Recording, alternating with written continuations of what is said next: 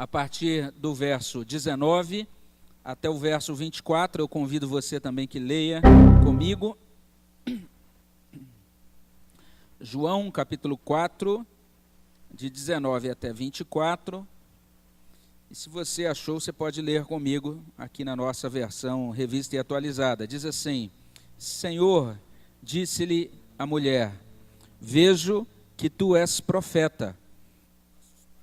Adoravam nesse. Vós, entretanto, dizeis que em Jerusalém é o lugar onde se deve adorar. Disse-lhe Jesus, mulher, podes crer-me que a hora vem, quando nem neste monte, nem em Jerusalém adorareis o Pai. Não conheceis. Nós adoramos o que conhecemos, porque a salvação vem dos judeus. Mas vem a hora, e já chegou, em que os verdadeiros adoradores adorarão o Pai em espírito e em verdade, porque são estes seus adoradores. Deus é espírito, e importa que os seus adoradores o adorem em espírito e em verdade. Tudo isso que nós lemos, meus irmãos, está falando sobre a novidade, né, da verdadeira adoração. E o nosso coração ele é tão inclinado, né, para o pecado, que às vezes ele começa a considerar a vida com Deus uma rotina e o próprio ato de culto como uma rotina.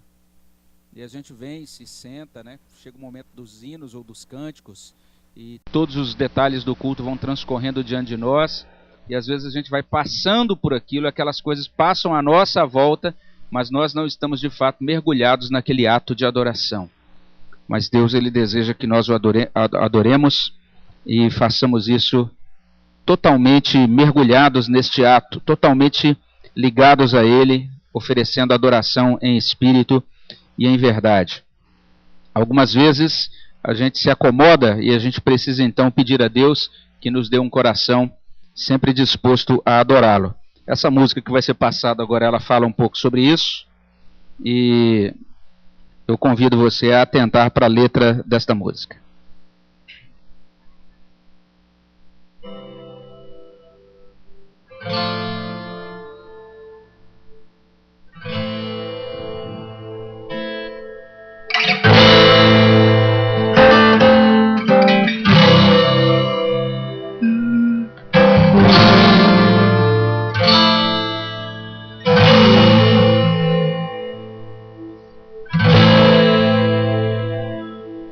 Estou aqui, meu Senhor, bem sincero serei, pois não posso me esconder de ti, nem mentir pra mim mesmo. Às vezes olho pra trás e percebo por onde caminhei.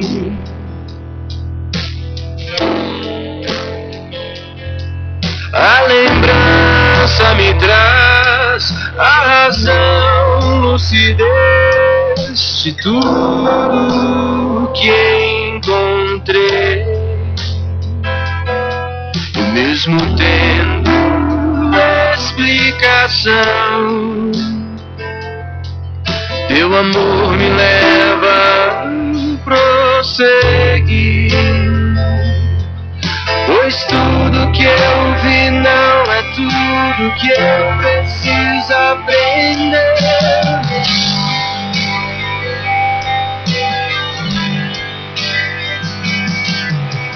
Dá-me um coração que ainda tem sede de ti. Dá-me um coração que ainda tem fome de ti.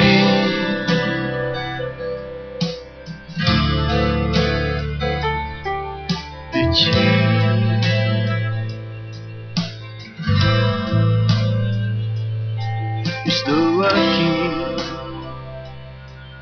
meu Senhor,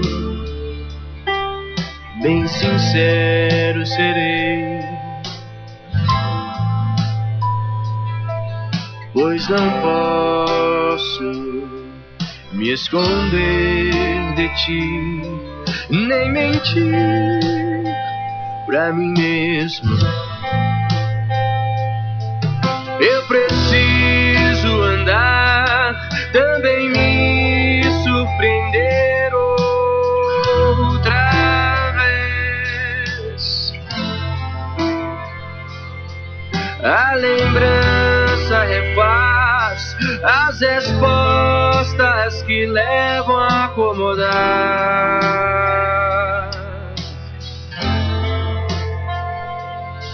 Mesmo tendo explicação, teu amor me leva a prosseguir, pois tudo que eu vi não é tudo que eu preciso aprender.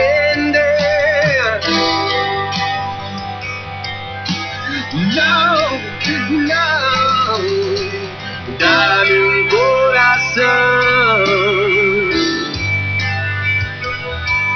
que ainda tem sede de ti. Dá-me um coração que ainda tem fome de ti. Dá-me um coração que ainda tem sede de ti. Dá-me um coração que ainda tem fome, que ainda tem sede de ti.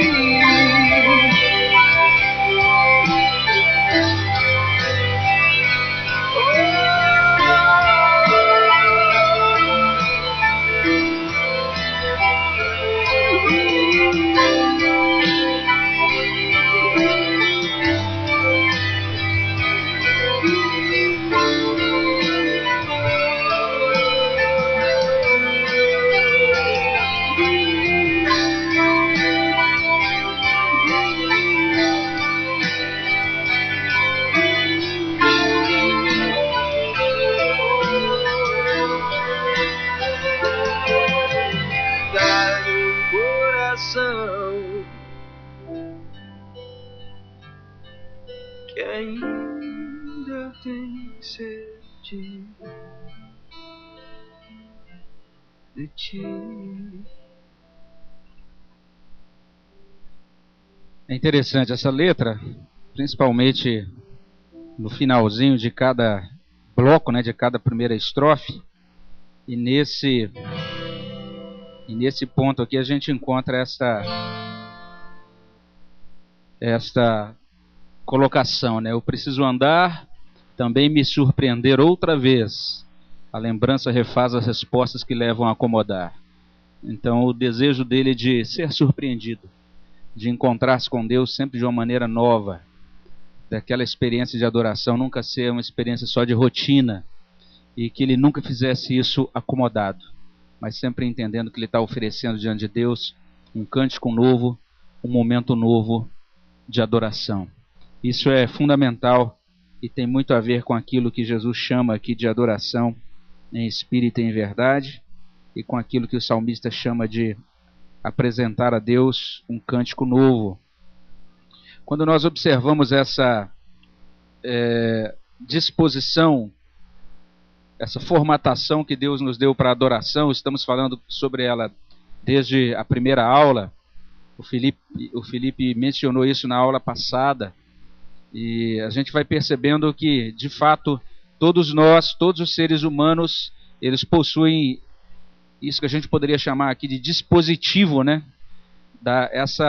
Esse indicativo dentro da alma que os leva a ser adoradores.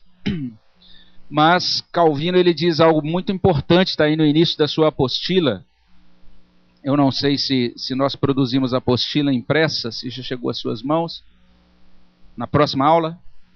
E no início desta aula você tem então esta citação. A imaginação do homem é, por assim dizer, uma perpétua fábrica de ídolos.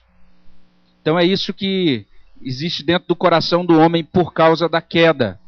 Você teve a oportunidade de, na aula passada, aprender como era a adoração antes da queda. Antes da queda, aquilo que o homem fazia era para o agrado de Deus, e todos os atos do homem eram atos de culto, eram atos de adoração.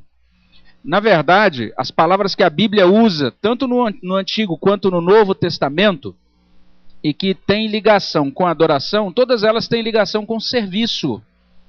É por isso que na língua inglesa, se você visitar, por exemplo, uma igreja nos Estados Unidos, você vai normalmente verificar lá na placa daquela igreja os indicativos, os horários dos cultos. E lá você não vai encontrar cultos, vai encontrar services. São os serviços que a igreja oferece, são os atos de culto. Essa palavra que a gente usa bastante dentro da igreja presbiteriana, outras igrejas evangélicas também usam, que é a palavra liturgia. Liturgia ela nada mais significa do que serviço. É um serviço que nós apresentamos a Deus, é um ato de culto, um ato de adoração. Mas o que acontece é que algo aconteceu, algo ocorreu dentro da história, e por causa desse fato ocorrido, então agora o coração do homem, que deveria ser um santuário para adoração, agora se torna uma fábrica de ídolos. Aquilo que a Bíblia chama de queda provocou então um grande impacto na adoração. O homem foi criado perfeito, mas por causa da queda agora aconteceu uma alteração. Ele agora é disfuncional. Ele não funciona como convém mais em nenhuma área da sua vida. Certamente também isso significa que ele não funciona bem no que diz respeito à adoração. O grande fato é que eu creio que a disfunção inicial está exatamente aí, está exatamente na adoração. Porque Paulo ele vai dizer isso, que porque agora o homem não adora mais a Deus adequadamente, todos os outros atos desse homem também são corrompidos. Então a relação do homem com Deus sofreu um prejuízo muito grande. A nossa comunhão com Ele foi quebrada. É por isso que a gente se assenta no domingo em um culto e assiste um culto, ao invés de cultuar de fato. A gente se torna espectador, ao invés de adorador.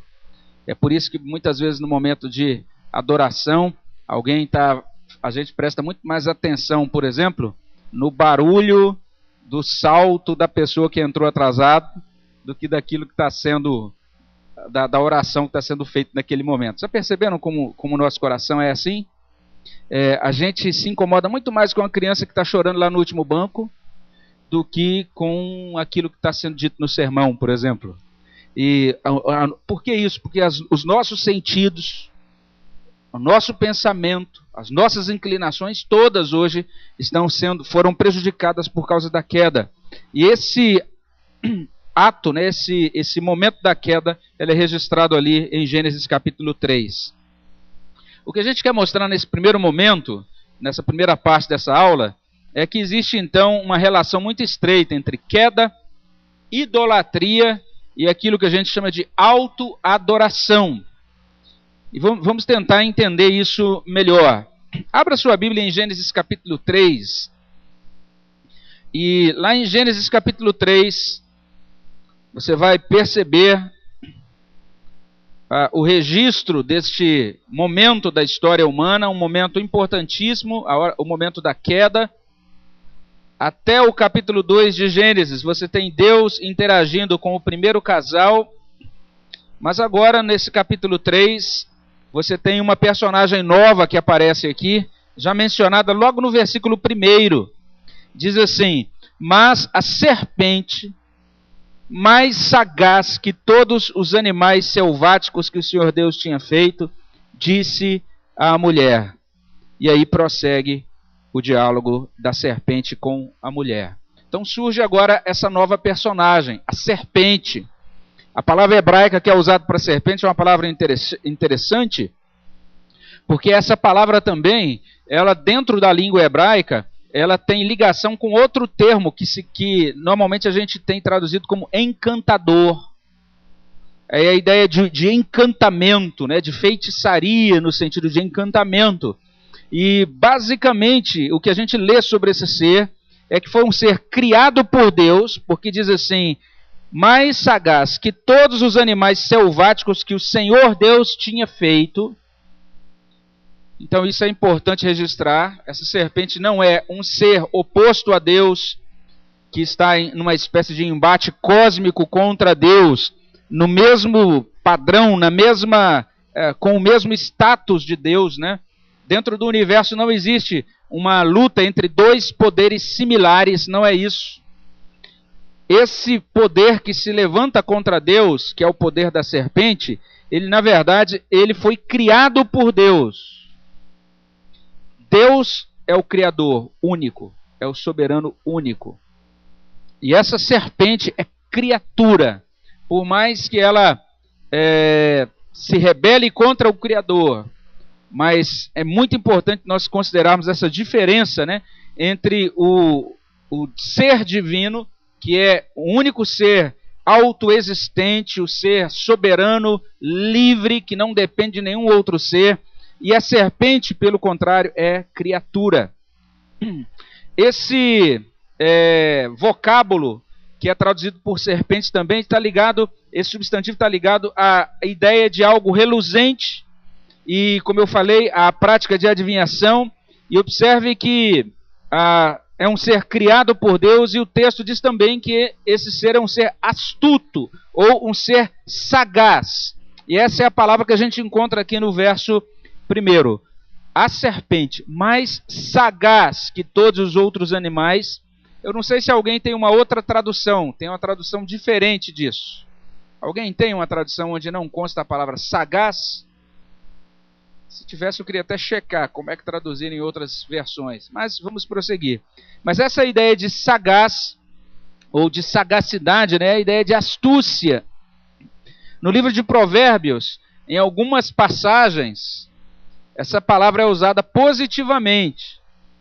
Então, em alguns lugares no livro de Provérbios, nós vamos encontrar o autor de Provérbios elogiando aquela pessoa que é cuidadosa, que ela, antes de implementar uma ação, ela verifica os perigos e os pontos, os melhores procedimentos, a pessoa que age com sabedoria, e ela, diante do perigo, então, ela se mostra inteligente, ela evita o perigo. Esse termo é usado, então, de forma positiva no livro de Provérbios.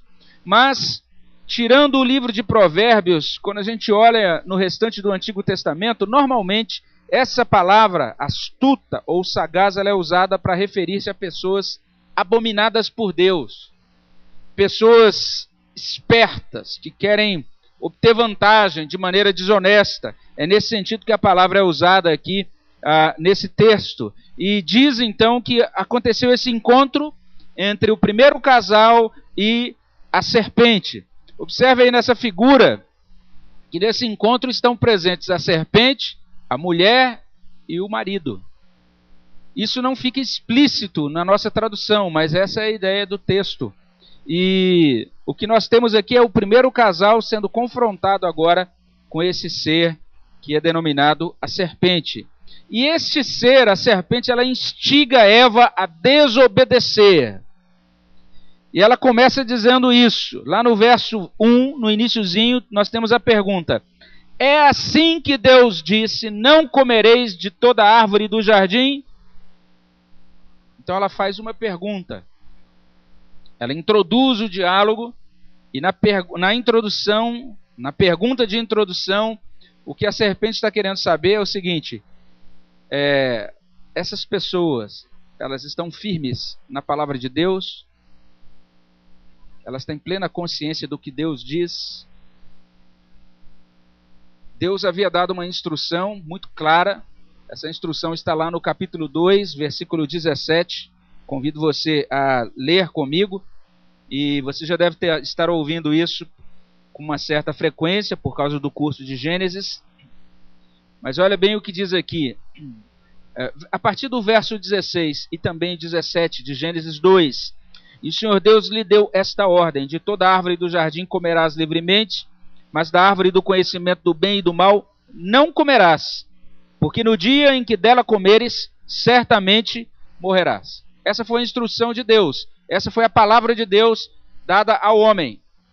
Perceba também que até Gênesis 2, 16 e 17, toda palavra que Deus diz é acatada. Você vai encontrar assim Deus dizendo, haja luz, houve luz. E Deus dizendo, faça-se isso, e aquilo é feito. Agora Deus diz para a sua criatura, né, o ápice da sua criação, não comerás desta árvore, comerás de todas as outras livremente, menos desta. E aí então a serpente pergunta, o que é que Deus disse? É assim que Deus disse, não comereis de toda a árvore do jardim? A pergunta é bem capciosa, porque a pergunta, o que Deus disse não foi isso, não comereis de toda a árvore do jardim. A pergunta foi, você pode comer de todas menos esta.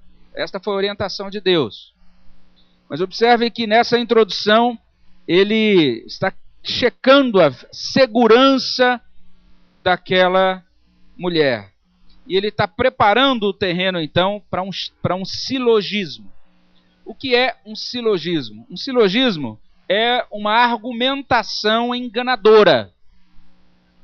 Se você quiser ter boas experiências de silogismo, é só você conversar mais de 1 hora com um bom vendedor de qualquer coisa. Ele vai te apresentar um monte de argumentos, se o indivíduo é bom mesmo. Agora os tempos mudaram, né? Mas há 3 décadas atrás, 2 décadas atrás, era muito comum a figura do indivíduo que vinha vender de porta em porta. E ele chegava vendendo tudo, aspirador de pó, tapete, colcha e coisa para decoração. E eu me lembro, eu morava no interior de Mato Grosso, era criança. Minha mãe comprou um negócio de plástico assim, para colocar na tela da TV. Nossa TV era uma TV preto e branco. Tinha 3 cores naquela faixa, uma tela de plástico. E aí, embaixo era verde, no meio era amarelo e em cima azul. Falou para ver o jogo da Copa. Quando você colocar isso aí na televisão, vai ver o gramado verde, o pessoal com a camiseta amarela e em cima o céu. E minha mãe comprou aquele negócio. Falei, gente, olha só. Isso era um vendedor. Ele era craque em silogismo. Argumentos bem interessantes que acabam captando a sua atenção. E no final do processo ele está querendo obter vantagem sobre você. É mais ou menos aquela sua situação. Você senta com o seu gerente de banco e diz assim, olha, eu estou querendo tal coisa. E ele vai, te atende muito bem. E quando você sai de lá, você já contratou mais 3 seguros diferentes, um título de capitalização. E nem imagina que... E ele fala, puxa, que gerente bom. E o gerente está dizendo, esse cliente é que eu gosto. Ganha um bloquinho do banco, uma agenda. Fala, oh, esse indivíduo é muito bom. Então isso é silogismo. Então, vamos entender, então, como é que, o que está acontecendo aqui. Observe bem, verso 2. Respondeu-lhe a mulher, do fruto das árvores do jardim podemos comer, mas do fruto da árvore que está no meio do jardim, disse Deus, dele não comereis, nem tocareis nele para que não morrais. A mulher, então, ela responde. Quando ela responde, ela diz o que Deus disse mesmo. Mas o que acontece é que ela diz mais do que Deus disse. Deus em nenhum momento impediu, proibiu aquele casal de tocar na árvore. Podia tocar sim, não podia comer. Então ela acrescentou coisas à palavra de Deus. Isso é bem interessante, irmãos. A gente sempre sofre prejuízo quando a gente retira coisas da palavra de Deus. A gente sempre sofre prejuízo quando a gente acrescenta coisas à palavra de Deus. A revelação de Deus é suficiente. A gente não precisa de nada além daquilo que Ele revelou nas Sagradas Escrituras. Quando a gente acrescenta, então a gente abre a guarda para os ataques do inimigo. E aí, então, depois que ela abre a guarda, que ela demonstra, que ela realiza esse acréscimo, então chega a serpente, então oferece o seu argumento. Olha bem o que diz. Então, verso 4. Então a serpente disse à mulher, é certo que não morrereis. Porque Deus sabe que no dia em que dele comerdes vos abrirão os olhos, e como Deus sereis conhecedores do bem e do mal. A primeira coisa que a serpente sugere é, Deus não é confiável. Sabe por que ele não está permitindo que vocês comam? é porque ele sabe que no dia que vocês comerem, vocês serão como ele. Ele está querendo resguardar esse privilégio apenas para si. Ele não está querendo compartilhar isso com vocês. A partir do momento em que ele instala essa ideia de que Deus não é talvez tão confiável quanto eles pensam que seja, então a partir daí, se Deus não é tão confiável assim, então talvez aquilo que ele diz não precise ser levado a sério. Se Deus não é confiável, o que ele diz não precisa ser de fato obedecido. E ele diz, é certo que não morrereis. Deus havia dito, no dia em que dela comerdes, certamente morrerás. Mas o inimigo diz, é certo que não morrereis. Ele usa a mesma palavra, agora contradizendo abertamente a palavra revelada de Deus. E a partir daí nós temos essa conclusão. Vocês então podem comer do fruto. Vocês podem comer do fruto, e ao fazerem isso, como Deus, sereis conhecedores do bem e do mal. E diz então o texto bíblico que eles, a partir daquele momento, diante dessa tentação, eles então não resistiram. Observe bem, Eva se viu diante da possibilidade de estabelecimento de uma ordem alternativa. Qual era a ordem da criação? Era o homem completamente submisso a Deus. Todos os atos feitos pelo homem seriam culto a Deus, seriam todos atos de obediência a Deus. O homem não precisava saber a diferença entre bem e mal. Ele só precisava obedecer a tudo que Deus dissesse. Ele só precisava sentir-se satisfeito com Deus apenas. E ser plenamente obediente a Deus. Mas é muito interessante o que está acontecendo aqui. Eva percebeu que ela não precisaria mais estar sob Deus, debaixo de Deus. Uma vez que ao comer do fruto ela seria como Deus. Não sei se você percebe a diferença. Existe uma diferença muito grande entre você estar sob Deus e você ser como Deus. Então perceba o que está acontecendo no coração de Eva aqui. Então é uma proposta de suposta autonomia. Guarde a minha palavra, suposta. É uma mentira. Porque não é autonomia coisa nenhuma. Porque o ser humano, ou ele está sob Deus, ou ele está sob o diabo. Não há autonomia. Essa ideia de liberdade humana é falácia, é engano. A serpente então aplicou o seu argumento. Eva agora está se sentindo atraída por isso. E quando ela comeu do fruto, a alienação então foi consumada. E um estudioso ele diz assim, que no momento em que ela comeu, a partir desse instante estabeleceu-se o seguinte: Deus é Deus e eu sou eu. E eu estou preparada para me virar sozinha. Basicamente é isso que aconteceu. Foi isso que foi estabelecido naquele momento da queda. A mulher comeu do fruto, deu ao seu marido, que também comeu, está aí no verso 6.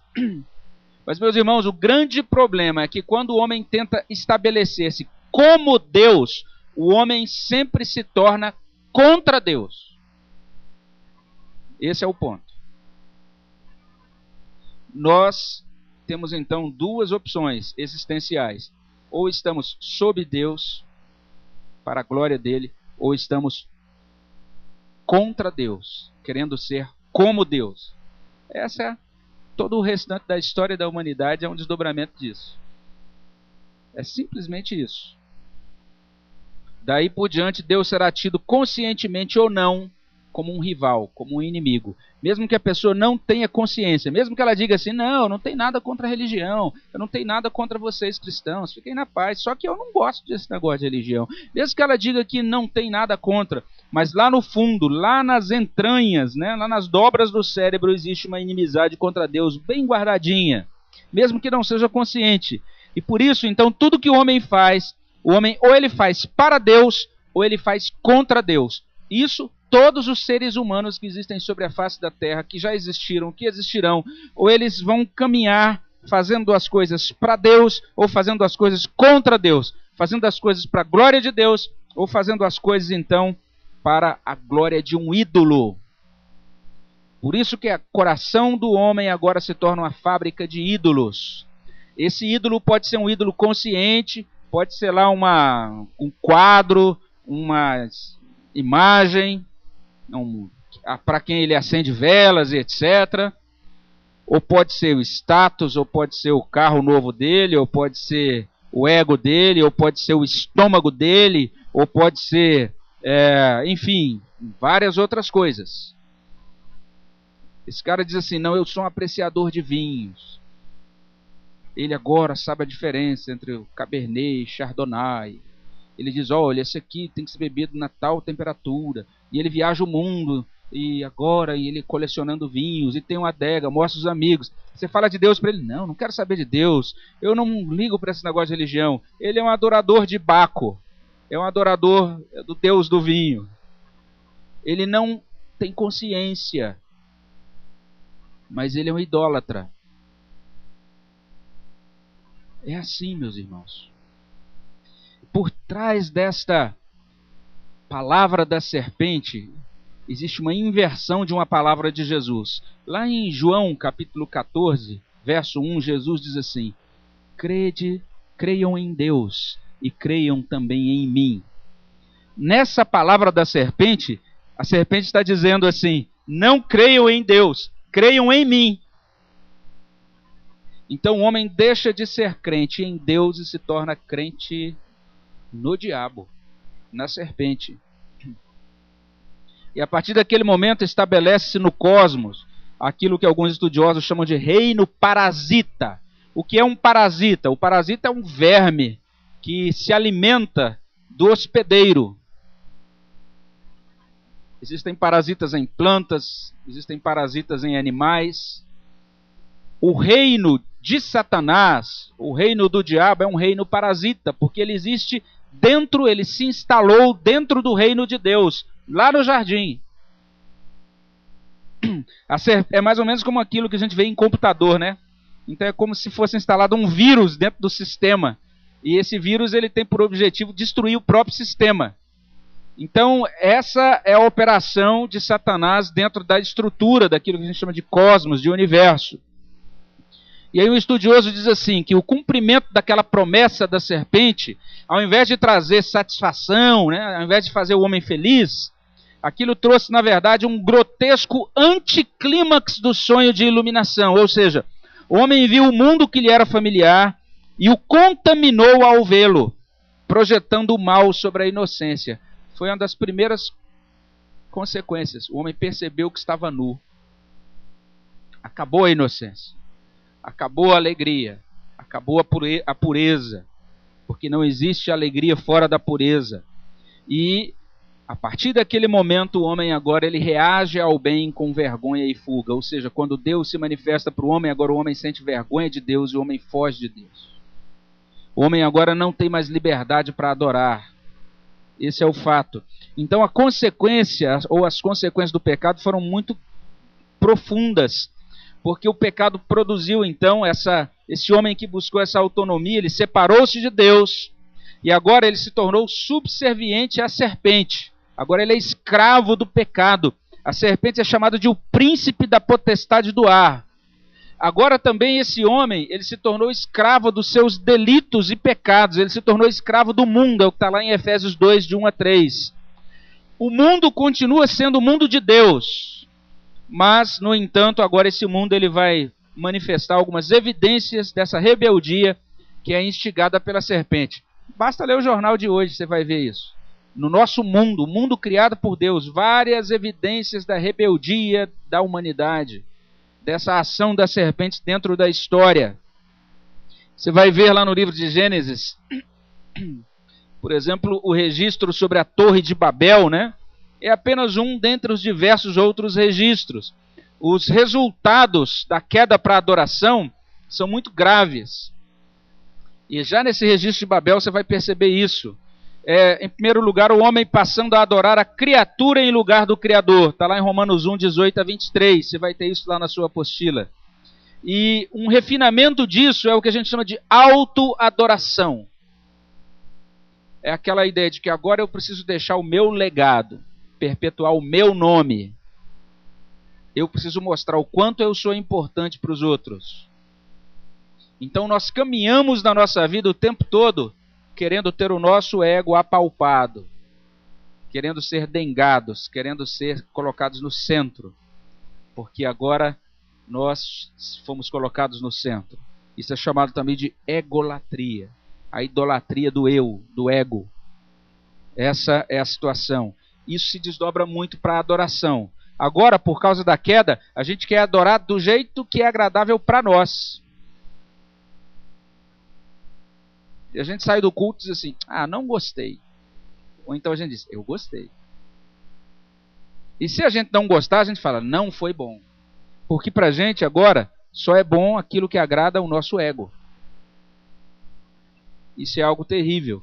Isso estraga a nossa vida inteira, em todas as outras áreas da existência. Isso carcome, né? Isso vai corroendo os nossos relacionamentos uns com os outros e o nosso relacionamento com Deus. A egolatria. E aí eu coloco aqui uma letra de uma música. Isso aí é um CD que foi lançado no ano passado da Maria Bethânia. Eu achei interessante a letra dessa música, porque é uma música assustadora. Ela começa dizendo assim, a letra toda é assustadora, mas só essa primeira parte já dá uma ideia. Não mexe comigo que eu não ando só. Eu tenho Jesus, Maria e José, todos os pajés em minha companhia. O Deus menino brinca e dorme nos meus sonhos, o poeta me contou. Um sambinha bonito, rapaz. Você fala que bonitinho. Aí vai ver a letra, você percebe que o homem se tornou um idólatra. E ele se tornou cooptado pela serpente, pelas trevas mesmo. E agora ele mistura tudo numa sopa só, Jesus com coisas de Deus e coisas do diabo e coisas da idolatria. E isso é chamado agora cultura. Nós somos mergulhados nessa cultura que nada mais é do que uma cultura idolátrica, uma cultura que revela essa situação toda.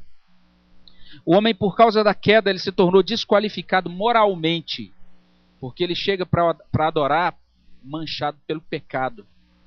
Ele foi desqualificado espiritualmente. Por causa disso, agora o culto exige redenção. Eu acho bem legal essa figura, porque você vai perceber aí aos pés da... Você tem a figura da serpente lá atrás, saindo lá no cantinho, mas você tem aí aos pés do primeiro casal esse animal, né? E a palavra de Deus ela vai mostrar uma coisa muito interessante, que por causa então dessa queda, agora essa santidade de Deus exige a aplicação daquela sentença que foi anunciada lá em Gênesis 2. Qual foi a sentença? No dia em que dela comerdes, certamente morrerás. O salário do pecado é morte. Por causa disso, já naquela ocasião, a morte entrou dentro da história. E um animal foi morto já naquela ocasião. Porque diz que Deus cobriu a nudez daquele primeiro casal com peles. Isso é bem interessante. O pecado trouxe morte física e espiritual. Então a adoração, até a queda, era uma experiência de comunhão plena em que Deus se agradava das obras de Adão e sua mulher. Mas após a queda, até as obras humanas, até as boas obras humanas, e isso inclui até os rituais da religião, tudo agora se torna desagradável a Deus. Isaías 64:6. Isaías 64:6 diz que as nossas justiças diante de Deus agora são como um trapo de imundícia.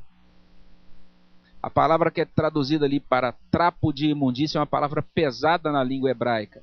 É a palavra que pode ser traduzida literalmente assim, como pano de menstruação. E os nossos tradutores, eles, por questão de elegância, de estilo, preferem não traduzir assim. A Bíblia está dizendo que as melhores obras nossas são nojentas para Deus, porque estão marcadas com o pecado. Então agora, para esse homem ser aceito como adorador, ele tem que ser aplicada a sentença de juízo sobre o pecado desse homem. É por isso que Deus promete um redentor em Gênesis 3:15. Ele estabelece naquele momento uma promessa porque ele entende que o culto agora exige redenção. O adorador agora, para ser aceito por Deus, ele tem que ter resolvido esse problema com a justiça de Deus. Senão, ele não é aceito. Nosso primeiro ato nessa aula hoje foi pedir: Deus, nos cubra com o sangue do Redentor, nos abençoa, nos acolhe na tua presença hoje. No início dessa aula a gente orou assim, para que esse ato nosso aqui fosse recebido e acolhido por Deus. A partir daquele momento, então, da queda, Deus estabelece duas linhagens. É o que a gente chama aí da linhagem dos falsos e dos verdadeiros adoradores. Deus estabelece o pacto da redenção. Olha aí em Gênesis 3, de 13 em diante. Disse o Senhor: o que é isso que fizeste? Ele disse à mulher. Respondeu a mulher: a serpente me enganou e eu comi. Então o Senhor Deus disse à serpente: visto que isso fizeste, maldita és entre todos os animais domésticos. Preste atenção. Depois que a mulher diz: a serpente me enganou e eu comi, Deus não amaldiçoa a mulher. Deus não amaldiçoa o homem. Depois leia com cuidado Gênesis 3. Em nenhum momento Deus amaldiçoou o homem em Gênesis 3. O primeiro objeto da maldição de Deus é a serpente. Olha bem o que Deus diz à serpente. Ele diz assim: visto que isso fizeste, maldita és entre todos os animais domésticos e o és entre todos os animais selváticos. Rastejarás sobre o teu ventre e comerás pó todos os dias da tua vida. Essa expressão, rastejarás sobre o teu ventre e comerás pó, é uma expressão de cunho militar. É uma expressão que tinha a ver com o exército derrotado. A potência ou o exército derrotado, dizia-se daquele que era derrotado: ele agora está comendo pó. Ele agora está rastejando sobre o ventre e comendo o pó. Deus está dizendo aqui nesse versículo que ele traria uma vitória militar, definitiva, fulminante. A serpente seria vencida poderosa e definitivamente. A serpente seria vencida de tal maneira que a serpente seria humilhada nesse ato de vitória. É por isso que lá em Colossenses capítulo 2, o apóstolo Paulo vai dizer que quando Cristo foi levado à cruz, ele expôs os principados e as potestades ao ridículo. É isso que o diabo sofreu com a morte de Cristo na cruz. Ela foi sentenciada a completa humilhação e derrota. E ela sofreria um golpe mortal desferido pelo Redentor, está aqui no verso 15.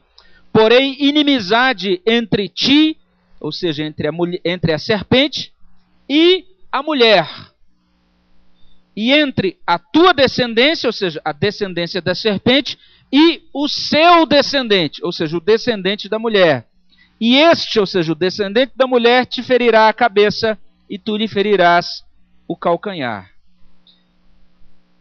O que o texto está dizendo é que Deus estabelece agora, então, uma ruptura. E aqui a gente encontra esta citação, já finalizando a nossa aula, que a luta amarga terminará com a vitória para a semente da mulher, isto é, para o Messias, para os regenerados que têm fé nele. É a primeira promessa da Bíblia acerca de Jesus. É Deus prometendo que mandaria Jesus como descendente da mulher para resolver todo aquele problema que foi causado por nossos primeiros pais. Deus está estabelecendo aqui um conflito irreconciliável. Veja bem, gente. Deus é quem estabelece o conflito. Ele diz: eu, Deus, porei inimizade entre ti, ou seja, entre a serpente e entre a mulher.